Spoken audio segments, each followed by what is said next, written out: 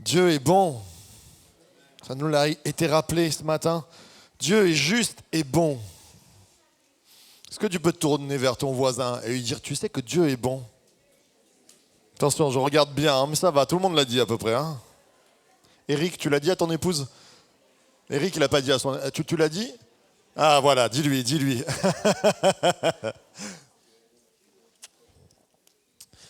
Dieu est bon. Amen. Dieu est bon et il veut nous bénir. Ce matin, vous êtes à la bonne place si vous cherchez la bénédiction de Dieu. Dieu est bon.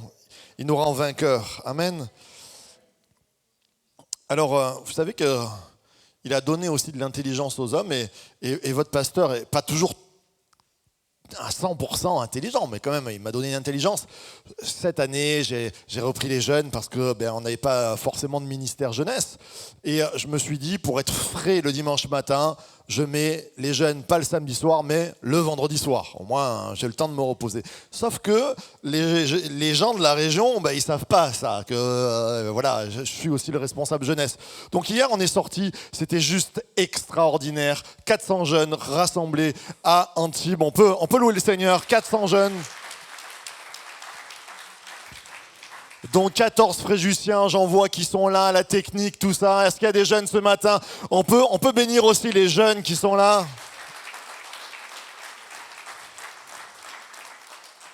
Et j'ai pris une source de jouvence hier, mais sauf que quand même, après avoir fait le concert, mangé, je me suis couché à 1h30, je peux vous dire que je comprends pourquoi j'ai mis les jeunes le vendredi soir.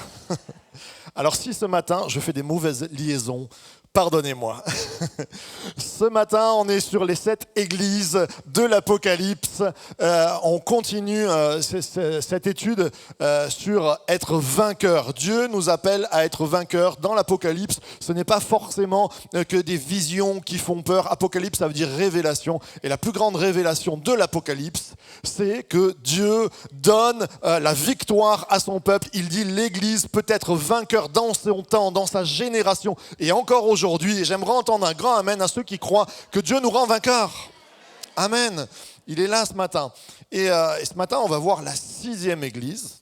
Donc, c'est l'avant-dernière. Et alors, on va le voir ensemble. C'est vraiment un encouragement que Dieu veut nous donner ce matin. Alors, bien sûr, c'est une église du passé. Mais les promesses de Dieu sur ces églises se prononcent aussi pour nous, au présent. Et ce matin, Dieu veut t'encourager. Il y a déjà eu des paroles de l'Esprit qui étaient encourageantes. Et je crois que Dieu veut t'encourager à 100% ce matin. Il est le Dieu de l'encouragement. Encouragement, ça vient du courage. Il te redonne la force. Ce matin, on a chanté « Tu es ma force ». C'était juste formidable. Tu me rends fort. Il est le Dieu qui nous encourage sur le chemin. On a besoin d'encouragement. Hein.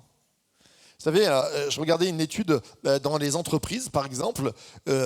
Environ 50% des personnes qui démissionnent d'une entreprise disent que c'est à cause du manque d'encouragement du patron. Et alors, en France, on est super pas bon pour encourager. On a toujours un mais. En fait, on commence souvent même par le mais. Ça va bien, mais. et on a toute une...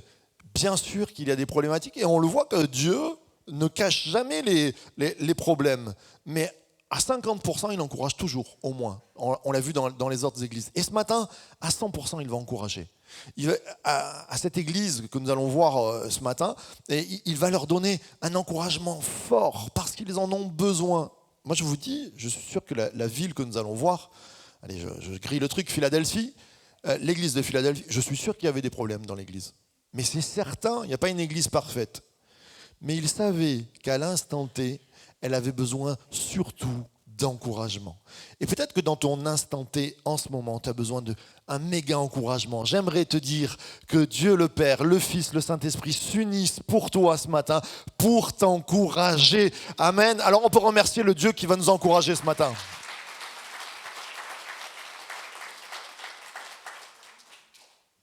Alors voilà, les 7 églises, et on arrive à Philadelphie. Alors Philadelphie, il ne nous reste pas grand-chose.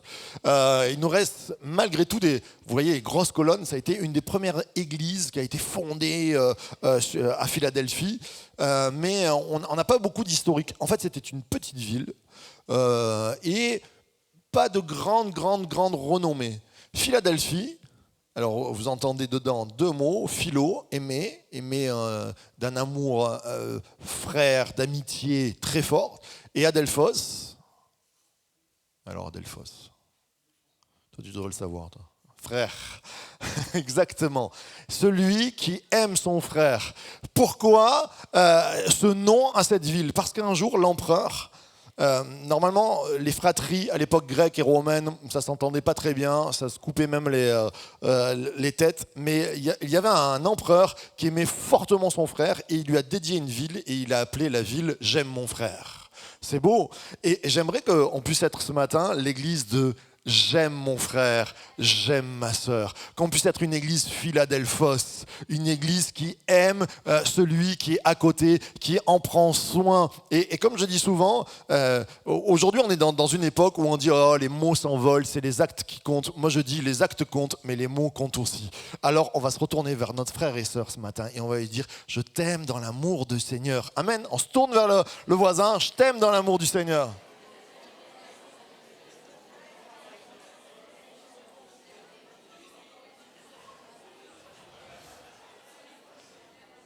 Et ça fait du bien de voir ça, dis donc. C'est bon. Nathanaël, t'es tout seul. Je t'aime de l'amour du Seigneur, mon Nat.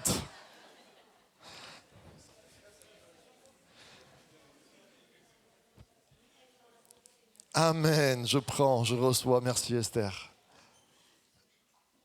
Mama, il t'aime. C'est un slogan, ça, c'est entre eux.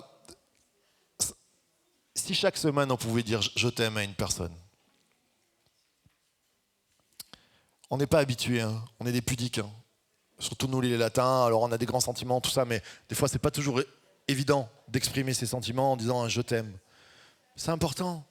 Moi j'aime, je le dis toujours, j'ai appris dans une situation, je sais ça va le gêner, il est présent, et ce matin il y a mon papa, mais j'avais une vingtaine d'années, il y avait une situation familiale qui était un peu, beaucoup, méga tendue, et j'ai senti que c'était compliqué. Des fois, il y a des choses qui nous tombent dessus et je sentais que le cœur de mon papa en avait ras-le-bol. Vous savez, des moments où il y a tellement de pression et qu'on se retrouve devant la personne. Et moi, je me suis retrouvé devant mon père. J'ai dit, waouh, il va craquer, il y a un problème, il y a un truc, je fais quoi? Je ne sais pas quoi faire, je ne peux pas l'aider. Et je me suis dit, j'ai entendu la voix du Saint-Esprit qui m'a dit, dis-lui, je t'aime. Et waouh, moi j'ai pas été habitué comme ça, on est des Rital pure base 100%, gnocchi, gorgonzola, on pleure pas, on dit je t'aime à une amoureuse mais pas à son père. Et là, on aurait dit que j'avais des graviers dans la bouche. Je l'ai dit, à ma manière, mais je l'ai dit je t'aime papa.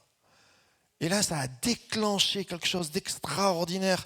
J'ai senti comme une paix qui est arrivée et la situation, ça débloque de dire je t'aime à quelqu'un. Et on a besoin d'apprendre parce que Jésus est notre témoin, il est notre exemple et il nous a dit je t'aime. Il nous a prouvé son amour, il nous l'a dit. Dieu est amour et on a besoin, c'est pas des mots légers, mais on a besoin, si chaque semaine on choisissait une personne qu'on croise, qu'on dit je t'aime de l'amour du Seigneur, je veux t'encourager. Vous allez voir, ça va reconstruire des situations, ça va bénir des situations. Et vous savez, quand je suis arrivé pour les plus anciens qui s'en rappellent, là, il y a 5-6 ans, quand je suis arrivé ici, à chaque fin de culte, je disais dites-vous que vous aimez. Mais on va reprendre cette habitude. Dites-vous que vous aimez en vous saluant. C'est pas juste une habitude. Comme les gens qui me disent oh, la Sainte Seine, il ne faut pas la prendre toutes les semaines parce que sinon c'est comme une habitude et après on perd le sens. Ben, moi je dis non, on la prend même le mardi soir nous parce qu'on y met 2 fois plus de sens. Et quand tu dis je t'aime à quelqu'un, c'est pas quelque chose de dénué de sens. Oh, on a pris l'habitude de le dire, mais non, tu mets double sens en le disant de tout ton cœur. Et je crois que c'est important que notre génération elle apprenne à dire mon Dieu, je t'aime, ça on le sait le dire, mais il nous est dit dans la parole de Dieu, tu aimeras ton Dieu de tout ton cœur, de toute ta force, et ça on sait très bien le faire. Jésus, je t'aime, je te donne mon cœur, et puis tu aimeras ton prochain comme toi-même. Salut, tu vas bien, ciao. Ben, il nous faut apprendre à dire, déjà on peut s'entraîner avec les frères et sœurs, mais à dire je t'aime à des personnes. Et vous allez voir, ça va changer la donne dans nos générations. J'ai entendu une prière, je ne sais plus, c'était un don, c'était une prophétie. Nous sommes dans le printemps, nous sommes dans une saison qui change, et c'était la saison de l'amour. Alors qu'autour, tout le monde se déchire, alors qu'on voit un monde qui est en guerre, eh bien nous sommes en guerre d'amour, nous allons pas après pas, je t'aime après je t'aime, gagner le cœur de nos concitoyens, gagner aussi le cœur de chacun d'entre nous parce que ça va nous garder. J'aimerais entendre un grand amen à ceux qui sont d'accord. Amen. Alors, celui qui aime son frère, c'est ça Philadelphie. Et Philadelphie, c'est très intéressant. Tapez un jour Église Philadelphie ou Philadelphia sur Internet. Vous en avez des milliers. C'est l'église qui a été le nom d'église qui a été le plus repris parce que elle est bénie de Dieu. Et ce matin, on va voir comment, pourquoi. C'est une liste non exhaustive de ce qu'on peut faire sur Philadelphie, mais on va voir ensemble. Alors, comme à notre bonne habitude, on va pouvoir se lever pour lire la parole de Dieu. Non pas comme une liturgie, mais pour se concentrer sur ce qui est dit. Amen.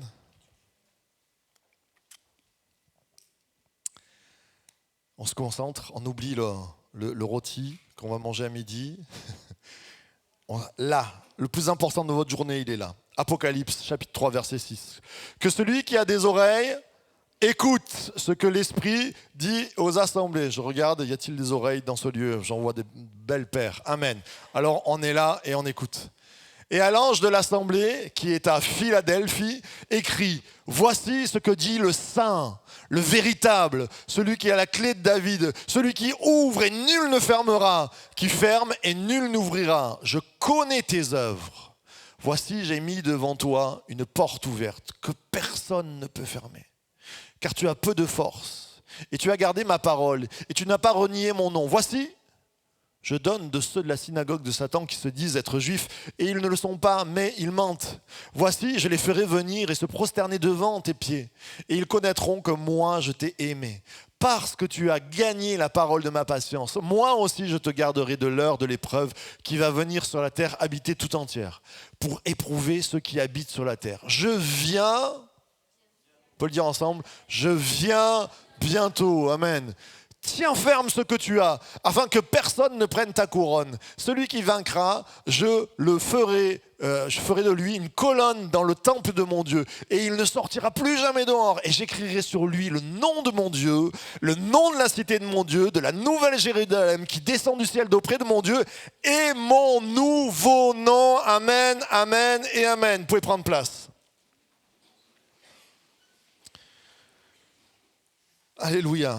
Philadelphie, la plus petite église des 7 églises, un peu médiocre, un peu qui est pas très bien reconnue. Il n'y a pas forcément de grands mystères. C'est pas une méga church. On n'est pas on n'est pas à Éphèse. On n'est pas dans la réussite.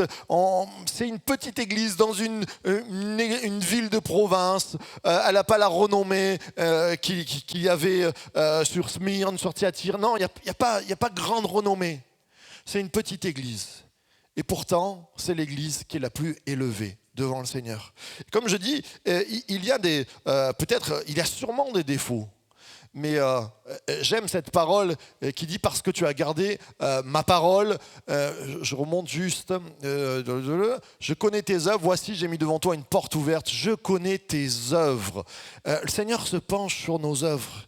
Il ne regarde pas forcément la taille. Il ne regarde pas forcément la réussite à la vue humaine. Il regarde le cœur. Tu as gardé ma parole. Je connais tes œuvres. Et tu n'as pas renié mon nom. Tu as gardé ma parole. Et ce que j'aime, c'est j'ouvre devant toi, car tu as peu de force. Vous voyez, je connais tes œuvres. Voici, j'ai mis devant toi une porte ouverte que personne ne peut fermer, car tu as peu de force. Et Philadelphie, elle avait peu de force. Quelquefois, on est un peu comme ça dans nos vies. Des fois, on se dit, oh là là, je suis pas le meilleur. Mais même je suis le moindre des moindres. Et quelquefois, on peut penser ça même de notre église. On n'est pas une méga church, on n'est pas 10 000, on n'a pas gagné 10% de la ville à la lumière de Christ. On n'est pas, mais le Seigneur vient encourager. Et vous savez, c'est dur. Je me disais, c'est compliqué de prêcher sur Philadelphie. Pour moi. Vous savez pourquoi ? Parce que c'est plus facile de prêcher sur quand Dieu reprend. Parce que quand Dieu reprend, on se dit, il faut changer ça. Mais recevoir juste simplement des encouragements de la part de Dieu, ouais, c'est compliqué ça. Vous savez, c'est presque un peu de la flatterie. Et on se dit, oh, vraiment, est-ce que moi, si tu me connaissais, il y a des choses qui ne vont pas, mais bien sûr qu'il y avait des choses qui n'allaient pas à Philadelphie. Mais prends ce matin ce que Dieu veut te dire, il veut t'encourager ce matin à 100%. Il ne regarde pas tes erreurs du passé, il ne regarde pas les problématiques qu'il y a, il veut te dire, je t'encourage ce matin. Et comme il est marqué, car tu as peu de force, je vais ouvrir une porte devant toi. Le Seigneur le sait, il sait qu'on a peu de force. Il sait qu'à Fréjus-Saint-Raphaël, on n'est pas les meilleurs. Et des fois, on parlait avec le conseil d'administration, on disait il faudrait pousser, il faudrait agrandir, mais rien que financièrement, on a peu de force. Je parle des fois avec des églises, et je vous l'ai déjà dit, mais des fois, les gars, ils me disent, oh, je regarde leur église, je dis, waouh, mais comment t'as fait ? On a eu un don de 600 000 euros. Je fais, waouh, c'est super. Il me dit, combien t'as, toi, chez toi ? Je dis, on est à moins 2000, nous. On a peu de force. Mais ça ne veut pas dire que Dieu ne va pas ouvrir des portes. Ça ne veut pas dire que Dieu nous dit reste petit et comme ça. Non, il va ouvrir des portes. Et moi, j'aimerais que y a un don qui a été donné. Et vraiment, ce matin, je l'entends. C'est une nouvelle saison, c'est le printemps. Je veux dire oui et amen. Seigneur, on a peu de force. On a peu de force financière. On a peut-être même peu de force peut-être spirituelle ou des choses comme ça. Mais c'est toi qui nous rends forts. C'est la puissance de Dieu, du Saint-Esprit qui nous rend forts. Ce matin, j'aimerais donner le courage à chacun d'entre nous à dire le Saint-Esprit qui agit en nous, c'est la puissance, dunamis. C'est le mot puissance. Ça a donné le mot dynamite. C'est celui qui dynamite les remparts d'incrédulité, les remparts financiers, les remparts de maladie. J'aimerais entendre un grand amen, un applaudissement au Seigneur qui nous donne la dunamis ce matin.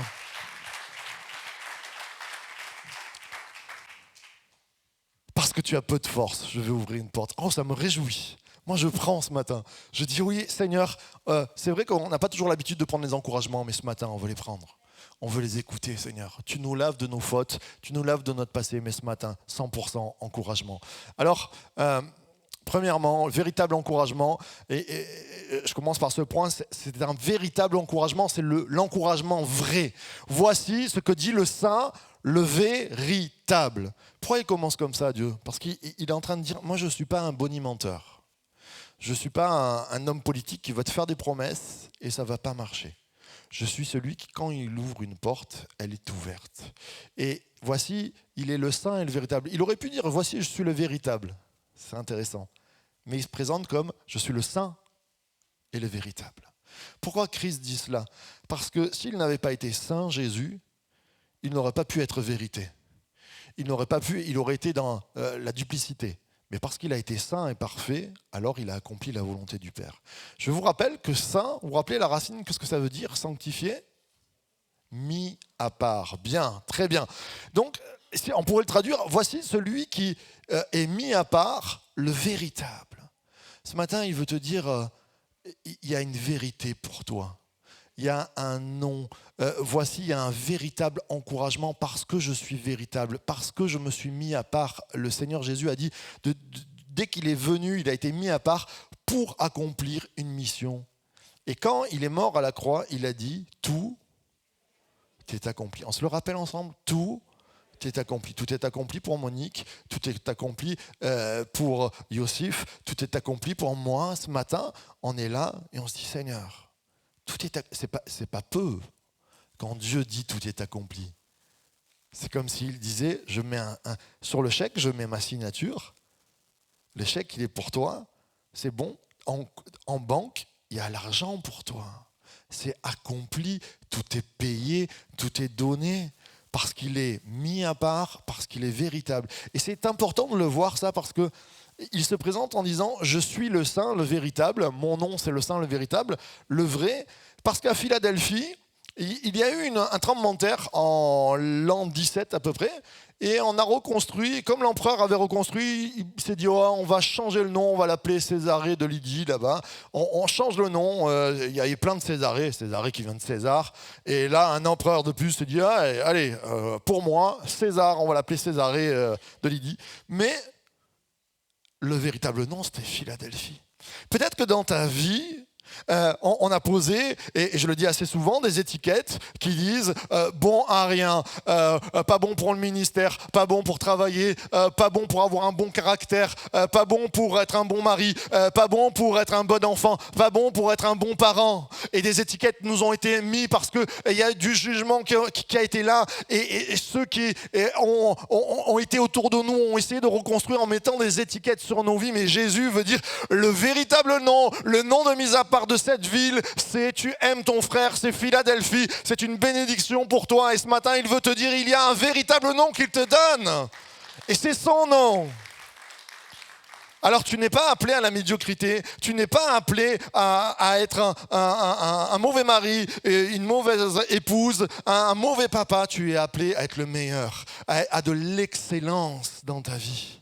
L'excellence, ça ne veut pas dire que tout est parfait chez toi. C'est que tu es appelé à donner le meilleur que tu as. Parce que Dieu a mis du meilleur en toi. Et il veut t'encourager ce matin. Il veut te dire, je suis le véritable encouragement et je connais ton véritable nom.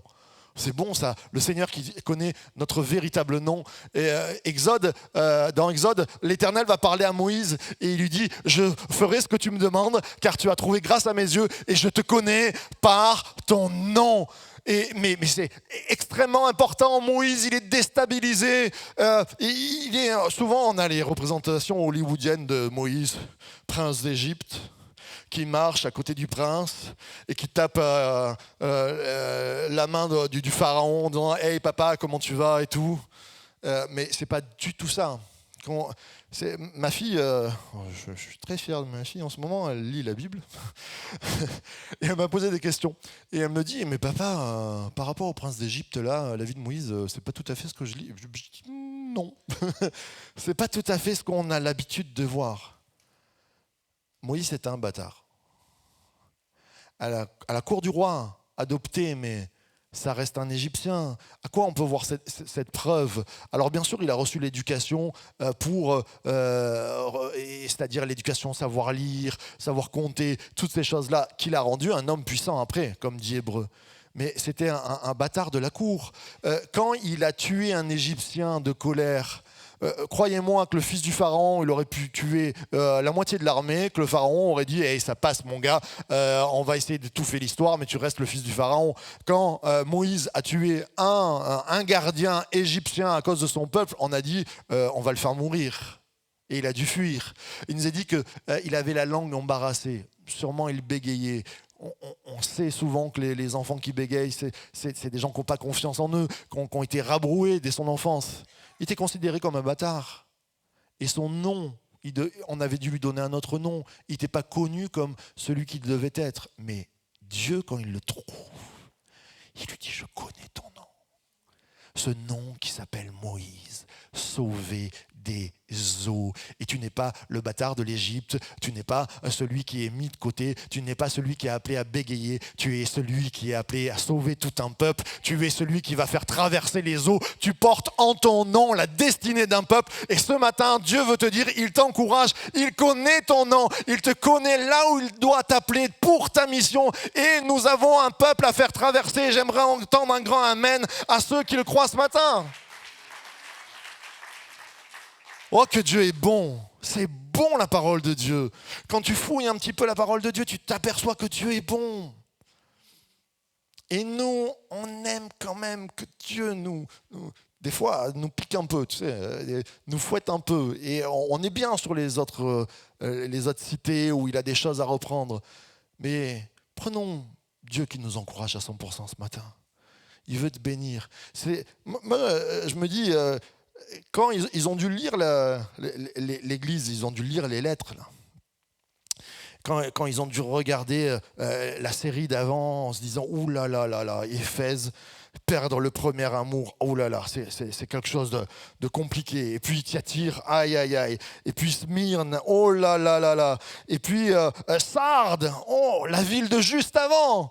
Quand on a dû arriver à Philadelphie, ils devaient être tous comme ça. On est petits, on est pauvres, on n'a pas grand-chose. Qu'est-ce qu'il va nous dire ? Vous savez que l'humilité précède la gloire. Et bien que ce matin, oui, on est petit, mais Dieu est grand. Et on veut dire, on va voir des grandes choses. Moi, je veux fermer les yeux et dire Amen.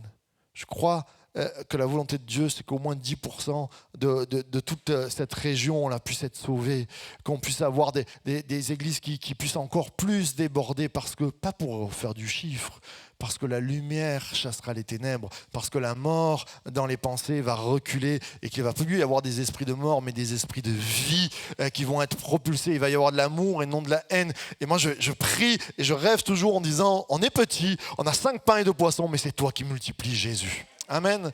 Le véritable encouragement. Voici celui qui est véritable et est en train de nous dire ce matin, je connais ton nom, ton véritable nom.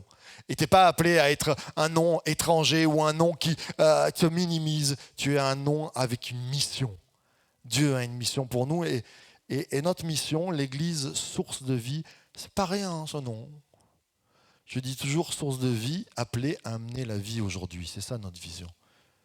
On est appelé à amener la vie aujourd'hui. C'est pas rien ce nom. Cette église-là, quand on va à l'église source de vie, moi j'aime le dire. Je me dis on est une source qui va donner la vie autour de nous. Amen. Le véritable encouragement, premièrement, et puis l'encouragement qui ouvre une porte. Voici ce que dit le saint, le véritable, celui qui a la clé de David, qui ouvre et nul ne fermera, qui ferme et nul n'ouvrira. Je connais tes œuvres. Amen. Il nous est parlé d'une porte, il nous est parlé d'une clé de David. Alors, ce matin, je me suis dit, allez, on va apporter une clé. Donc, qu'est-ce que j'ai en clé ? Qu'est-ce que vous avez des clés ?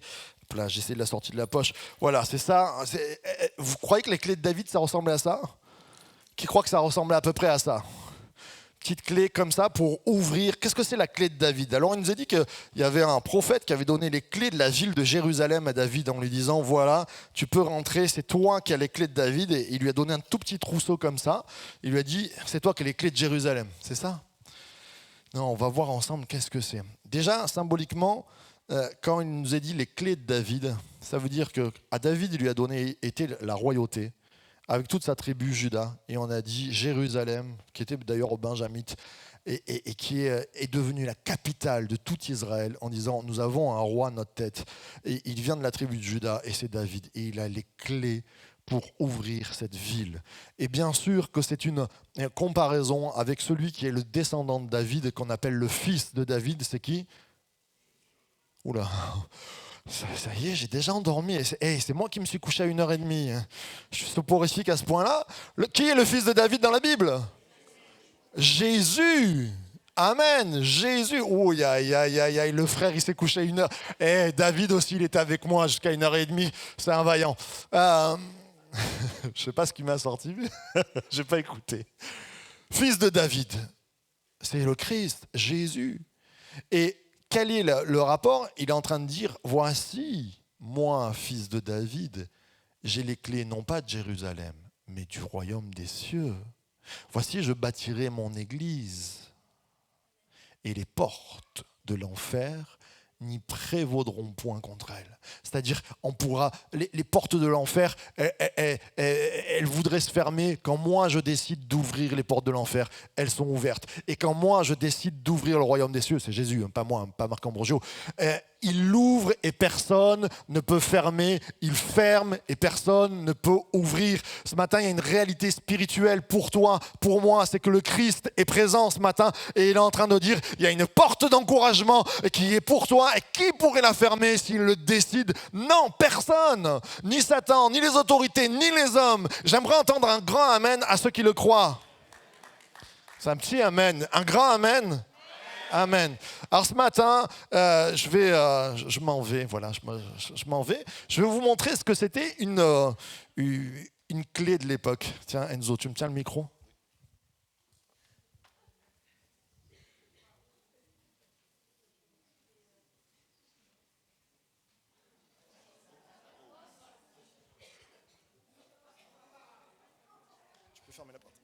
Voilà ce qu'était une clé de l'époque. Je vais monter sur l'estrade pour la lumière et la vidéo. On peut remercier tous ceux qui nous regardent aussi sur vidéo, du Canada à l'Afrique. Ils sont là ce matin.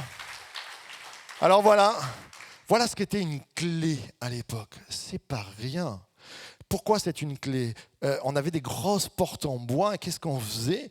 On avait mis comme des charnières sur les deux montants de la porte et on mettait entre les deux portes ce gros bout de bois. Alors souvent, elles étaient décorées d'or, tout ça, mais c'était un gros bout de bois. Et vous pouvez aller à Jérusalem encore, il y a des grandes portes comme ça. Et on mettait la clé pour fermer. Et même les armées avaient du mal. Il fallait vraiment des armes comme des béliers. Et encore, on n'y arrivait pas sur certaines portes pour pouvoir rentrer. Et là, ce matin, le Seigneur te dit, c'est pas une petite clé, c'est pas un petit trousseau qu'il est en train de mettre sur toi. C'est la clé de la croix qu'il a donnée. Parce que ça nous rappelle Jésus qui a porté un gros bout de bois sur son épaule, la croix. Et il a fait tout Jérusalem pour dire, je suis en train d'accomplir pour toi le chemin que nul ne pourra fermer. Je suis en train d'accomplir la croix pour toi. Et là, il y a une promesse d'accomplissement. J'aimerais que l'Église puisse se lever carrément pour Jésus ce matin. Est-ce qu'on peut se lever et dire, Jésus, on reconnaît que tu as porté la croix pour nous et jusqu'au bout. On peut applaudir encore plus fort Jésus ce matin.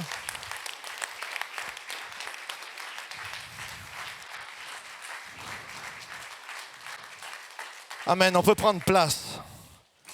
Ce matin, il y a une victoire. Il a fermé les portes de l'enfer. Bonsoir. À la croix, il a porté.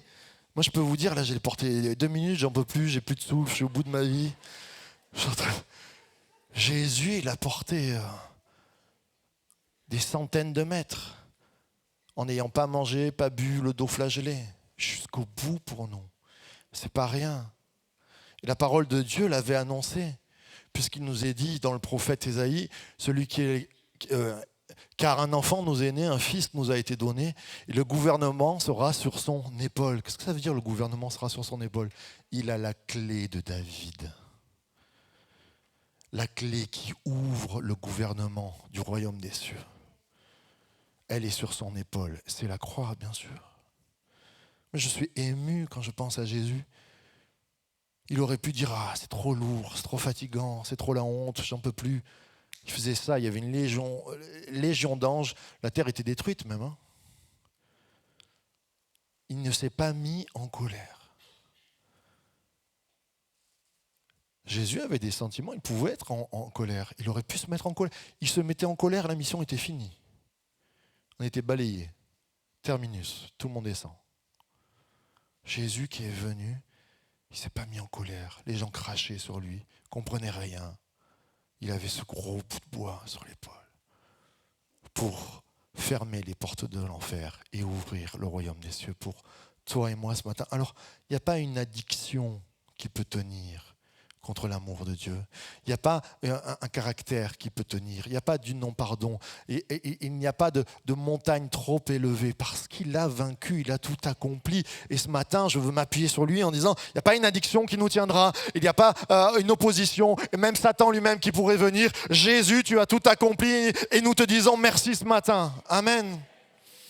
Alors, je vais terminer. Je vais demander aux musiciens de bien vouloir venir, s'il vous plaît. Oui, ou guitariste, ou pianiste, ou les deux. L'encouragement qui soutient. Celui qui vaincra, je ferai de lui une colonne dans le temple de mon Dieu.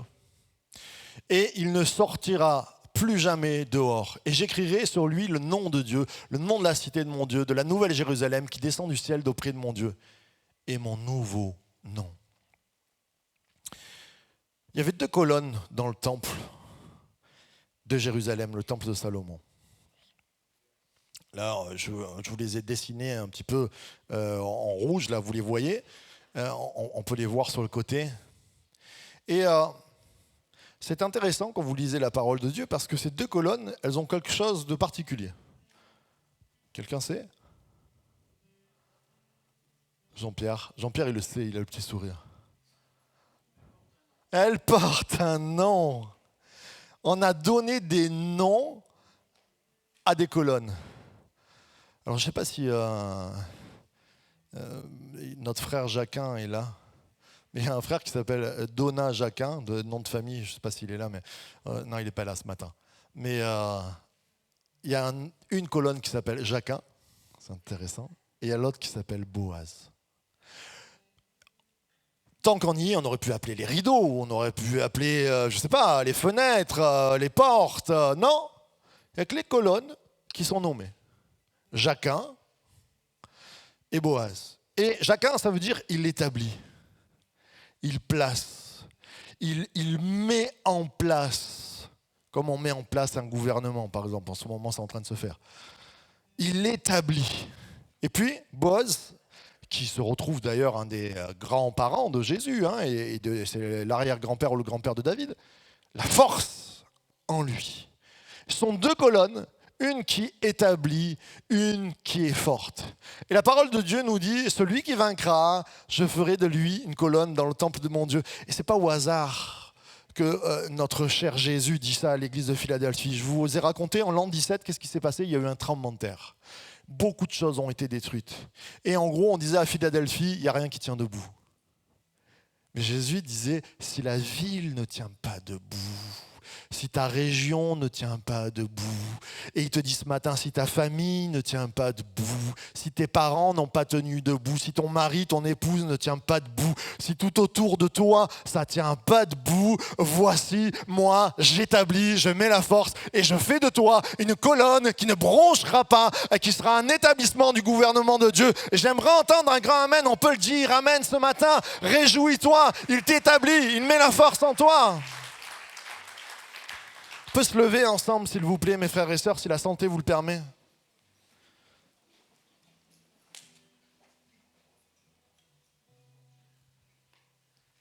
On va reprendre le chant « Tu me rends fort ». Waouh, tu me rends fort. Ce matin, c'est pas qu'un moment où bien sûr qu'il faut exciter nos cœurs. Vous savez, il y a une technique qui s'appelle l'excitation. Quand tu as du mal à démarrer un vieux moteur, je me rappelle là encore, j'étais avec mon papa, on était dans des vieux hangars où il y avait des vieilles voitures et il y avait un gars qui était mécano, tout ça, et il y avait une vieille monoplace. Et le gars, il a dit, oh, le moteur tourne encore si tu vois ça, mais elle était des années 60, quoi. Puis il essaye de le démarrer, rien. Puis je vois mon père qui me dit, attends, on va exciter le moteur. Et il a pris l'antiparasite, vous savez, l'antiparasite, c'est le fil qui emmène l'étincelle à la bougie. Et juste, il a décalé le fil, il a un peu écarté. Et en fait, au lieu de faire une étincelle régulière, ça fait une étincelle qui s'emballe. Et le moteur est parti tout seul. Je dis, wow, c'était trop fort, hein, papa, quand même. Je te le dis encore ce matin. C'est toujours trop fort. Prends pour toi, parce que mon père il me dit toujours, je suis le petit, je suis le dernier, et le Seigneur t'encourage à toi aussi. Et, euh, et le Seigneur, des fois, on n'arrive pas à redémarrer. Mais il a la technique pour exciter nos cœurs. Pour dire ce matin, à 100%, je remets de l'étincelle en toi. À 100%, le moteur, il va s'emballer, il va redémarrer. Et si toi, tu n'y crois plus, lui, il croit encore parce qu'il est monté à la croix, pas pour dire, ce matin, c'est pour tout le monde sauf pour Enzo, quoi. Il n'y a pas un sauf, il n'y a pas un Jésus qui dit, tout est accompli sauf pour. Tout est accompli, basta. Tout est accompli, point final. Tout est accompli, point à la ligne et on redémarre une nouvelle saison. Ce matin, on va reprendre ce chant qui nous dit « Tu me rends fort ». Et on va dire « C'est pas moi qui suis fort, c'est toi qui me rends fort ». C'est toi qui me soutiens, c'est toi qui m'établis, c'est toi qui me donne la force, comme Jacquin et Boaz dans ce temple qui porte le toit, qui porte ces choses-là. Et on a appelé, ce matin on a deux colonnes qui sont un bras droit, un bras gauche, et qu'on puisse fermer les yeux, et qu'on puisse être des temples. Que nos deux bras soient le symbole de ces colonnes. Il établit et il rend fort. Que ce matin, nous puissions dire, Seigneur, ce n'est pas par nos forces, mais tu m'établis comme des colonnes qui vont porter un toit pour secourir les pauvres, pour secourir les miséreux, pour secourir ceux de ma famille à qui je ne suis pas arrivé à pardonner, mais grâce à toi ce matin, tu me rends fort, je vais arriver à pardonner. Tu me rends fort et tu me donnes le moyen de pouvoir parler autour de toi, d'amener l'espoir, parce que tu as tout accompli. Et alors ce matin, on lève nos mains et on dit, Seigneur, on veut recevoir les encouragements, on veut recevoir la construction à 100%, l'accomplissement de ta parole.